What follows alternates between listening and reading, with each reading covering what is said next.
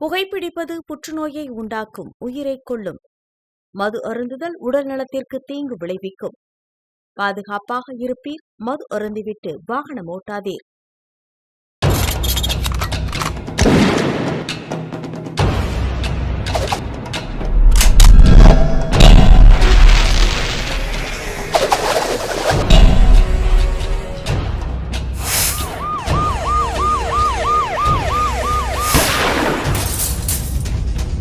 கோப்பியம், உண்மையும் பின்னணியும். கோவையில் தனியார் கல்லூரியில் 1500 ரூபாய் காணாமல் போன ஒரு விவகாரத்தில் கல்லூரி நிர்வாகத்தால் மன உளைச்சலுக்கு ஆளான முதலாம் ஆண்டு படிக்கக்கூடிய மாணவி அனுப்பிரியா அப்படின்றவங்க கல்லூரியின் 4வது மாடியிலிருந்து குதிச்சு தற்கொலை செய்து கொண்ட பகீர் சம்பவத்திற்குரிய உண்மை என்ன, அதனுடைய பின்னணி என்னங்கிறத இப்போ பார்க்கலாம்.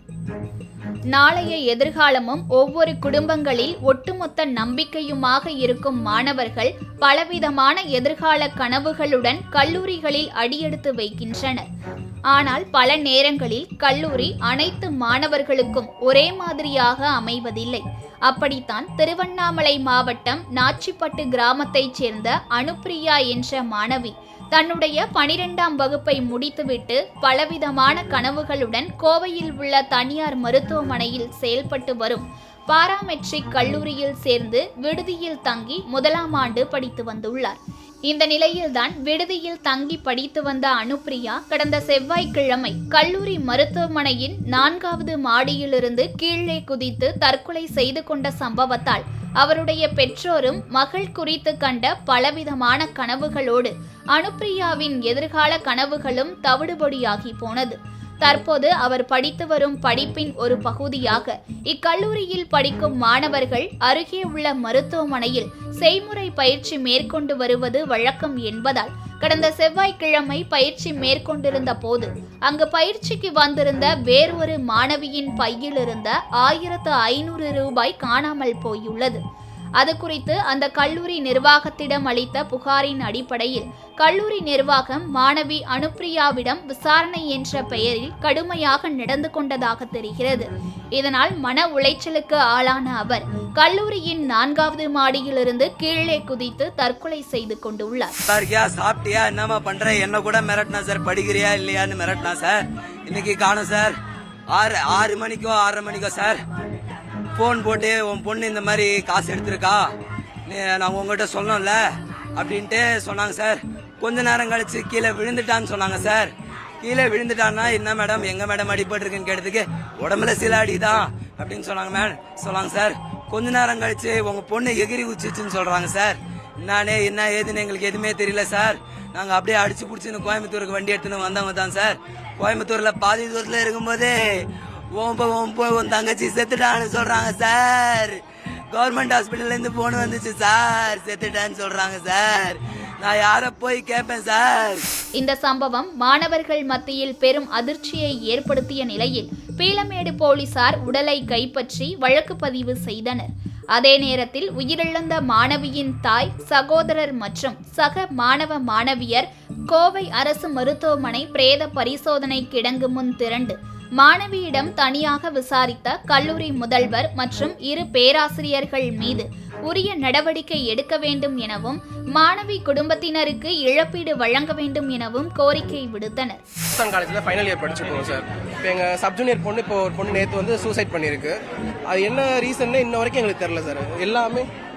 எல்லாமே மறைச்சிட்டாங்க எங்கள்கிட்ட இருந்து. இன்ன வரையும் இப்போ கூட பாருங்க, ஒரு ஸ்டாஃப் கூட இங்கே வரல. ஏன்னா அந்த பொண்ணு அவங்க மேல எந்த தப்பு இல்லைன்னா இப்போ எந்த ஸ்டாஃபாச்சும் வந்துருக்கோம். ஒரு ரெஸ்பான்ஸ் இல்லை. நேற்றுல இருந்து எல்லா போனும் சுவிச் ஆஃப் ஆயிருக்கு. அந்த பொண்ணு ஒரு 1500 ரூபாய் திருடுச்சுன்றாங்க. அதுக்கு என்ன இதுன்னு தெரியல. 1500 ரூபாய் திருடுச்சுன்றீங்கள, அத்தனை ஸ்டாஃப் திட்டிருக்காங்க சார். அந்த பொண்ணு ஒரு 4 ஸ்டாஃப் மேல அந்த பொண்ணு அவ்வளோ என்ன திட்டினாங்கன்னு தெரியல. ஏன்னா அந்த பொண்ணு நீங்க எங்க ஹாஸ்பிட்டல் வந்து பாருங்க, 4ஆம் மாடில இருந்து எட்டி பார்த்தாலே கால் கையில அவ்வளவு கூசும். அந்த பொண்ணு அப்படி போய் சாக போயிருக்குன்னா அப்ப அந்த பொண்ணு எந்த அளவுக்கு அந்த இது ஹர்ட் ஆயிருக்கும். ஏன்னா இப்ப 1500 ரூபாய் திருடினாங்கன்றாங்க. நான் தரேன் அந்த 1500 ரூபாய், டபுளா கூட தரேன். இப்ப அந்த உயிர் வருமா? இப்போ மேனேஜ்மெண்ட் சரியே இல்லை சார். உண்மையிலே என்ன இவ்வளவு புவரா இருப்பாங்க நினைச்சு கூட பாக்கல. என்ன சார் எல்லாமே மூடி மறைக்கப்பாங்க சார். எவிடன்ஸ் நேற்று ஒருத்தர் இருந்திருக்கான், அவனை தனியா கூட்டு வச்சு போய் பேசினாங்க. என்ன பேசினாங்க தெரியல. இப்ப அந்த பையனும் இப்ப அப்படியே மாத்தி பேசுறான். அந்த பொண்ணு மேடம் தப்புன்ற மாதிரி பேசுறான். இப்ப நாங்க வந்து ஒரு ஹோப்லெஸ்ஸா இருக்கும். சொல்லிட்டு. இன்னமேல் இது நடக்காம இருக்கும், இன்னொரு வாட்டி இன்னும் இந்த பொண்ணு இருக்க இடத்துல நாங்க இருக்க மாட்டோம்னு எந்த நிச்சயமும் இல்ல. கண்டிப்பா இருக்கு, இது நடக்கும் அப்படின்னு. சோ காலேஜ் சைட்ல இருந்து, மேனேஜ்மெண்ட் சைட்ல இருந்து எங்களுக்கு ஏதாச்சும் ஒரு இது வரணும். இது மாதிரி இன்னொரு ஸ்டூடெண்ட்ஸ்க்கு இந்த மாதிரி நடக்காது அப்படின்னு சொன்னாதான் நாங்க இனிமேல் அந்த காலேஜ்க்கு போகலாம் அப்படின்னு இருக்கோம். இன்ன வரைக்குமே மேனேஜ்மெண்ட் சைட்ல இருந்து ஒரு ஸ்டாஃப் கூட வரல. அவங்க மேல தப்பு இல்லைன்னா என்னைக்கு வேணாலும் வந்திருக்கலாம். இன்ன வரைக்கும் வரல, கால் பண்ணாலும் எடுக்கல. அப்ப இந்த பொண்ணுக்கு என்ன பதில் சொல்ல விரும்புறாங்க ஒண்ணுமே தெரியும். நிறைய ஸ்ட்ரெஸ்ஸஸ் இருக்கு காலேஜ்னா, இந்த காலேஜ்லயே நிறைய ஸ்ட்ரெஸ் இருக்கு எங்களுக்கு பொறுத்த வரைக்கும். எதுவுமே வெளியில சொல்ல முடியறது இல்ல. நாங்க 3rd இயர் படிக்கிறோம், அந்த பொண்ணு இப்பதான் வந்திருக்கா. சப் ஜூனியர், எங்களோட சப் ஜூனியர் இன்னும் 1 இயர் கூட கம்ப்ளீட் ஆகல. அதுக்குள்ளயுமே இவளுக்கு இவ்வளவு ஸ்ட்ரெஸ் கொடுத்து பார்த்தாலே அந்த இடம் அவ்வளவு நடுங்கும். அவ்வளவு தைரியம் உள்ள பொண்ணு, அவ அந்த இடத்துல ஏறி குதிக்கிறதுக்கு நினைச்சிருக்கா. ஃபேமிலி பத்தி கூட யோசிக்காம இருக்கானா, அவ எந்த அளவுக்கு ஆயிருப்பான்னு யோசிக்க வேண்டிய விஷயம் தான். இதனையடுத்து கல்லூரி நிர்வாகத்தினர் தற்கொலை செய்து கொண்ட மாணவியின் குடும்பத்தாருக்கு இழப்பீடு வழங்கியதை அடுத்து அவரின் உடலை பெற்றோர் பெற்றுச் சென்றனர்.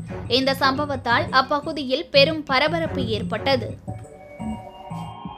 ஒரு கல்லூரி நிர்வாகத்தை நம்பி தான் ஒவ்வொரு பெற்றோரும் அவங்களுடைய பிள்ளைகளை கல்லூரிக்கு அனுப்புகிறாங்க. ஆனால் அவங்களும் இந்த மாதிரியான பொறுப்பற்ற செயல்களால் மாணவர்களை மன உளைச்சலுக்கு ஆளாக்கி கடைசியில் தற்கொலை செய்து கொள்ளக்கூடிய சம்பவங்கள்லாம் இன்னைக்கு அதிகரிச்சுட்டு வர்றது பள்ளி கல்லூரிகளில் மாணவர்களின் பாதுகாப்பை கேள்விக்குறியாக்குதுன்னு தான் சொல்லணும். மீண்டும் அடுத்த கோப்பியம் நிகழ்ச்சியில் உங்களை நான் சந்திக்கிறேன். அதுவரை உங்களிடமிருந்து விடை பெறுபவர் சிவகுமார்.